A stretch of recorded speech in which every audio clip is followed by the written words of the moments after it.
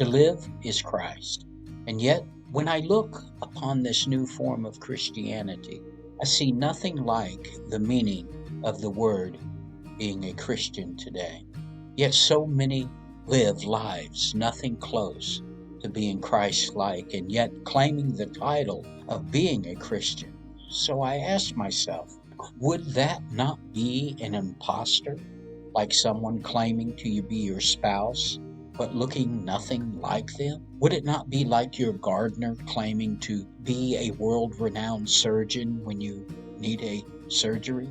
Would it not be like your neighbor pulling you over and giving you a ticket on some high school ruled paper, all because he claims to be a police officer? Or worse yet, you claiming to be a Christian, and yet the Word of God will say, I just do not know you, so go away.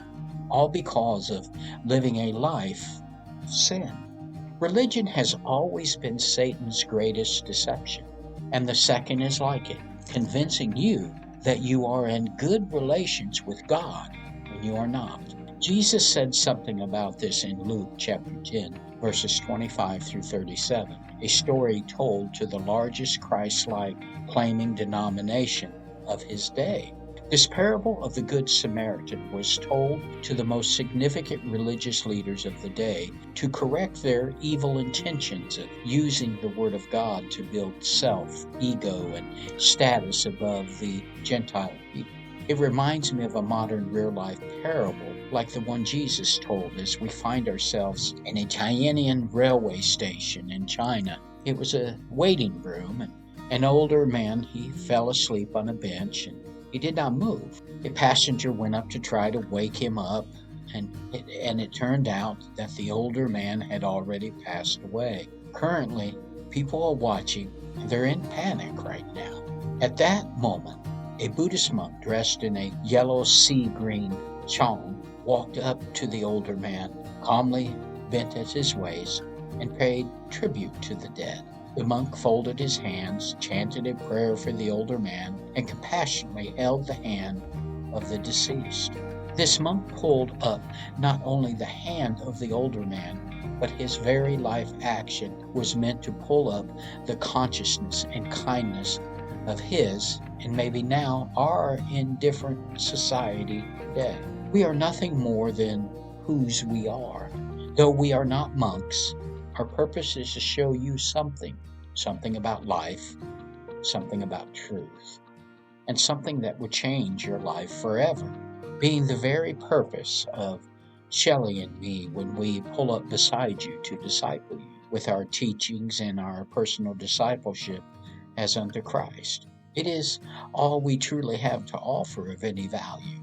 Thank you for loving me, even though I'm impoverished in sinfulness because of my carnal stubbornness. I repent from naughtiness and haughtiness as you hold me up in your gentle kindness, Lord. Thank you for loving me, even though I'm afflicted with iniquity because of my adulterous infirmity. I repent from vanity's fertility as you cleanse me by your sanctifying purity. Thank you for loving me, even though I'm unfaithful against standards because of my complacent attitude, not good for stewards.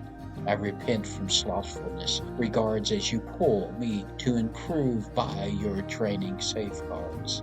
Thank you for loving me, even though I'm inconsistent in serving because of my worldly involvement. I repent from selfishness, cleaving as you restrain me by your gracious driving. Thank you for loving me, even though I'm unsuccessful in discipleship because of my lack of wholehearted fellowship.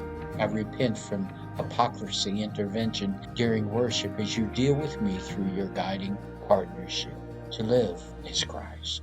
To understand Christ is to understand the first century church, its meaning and applications we should have never deviated from. And now we have a body of Christians.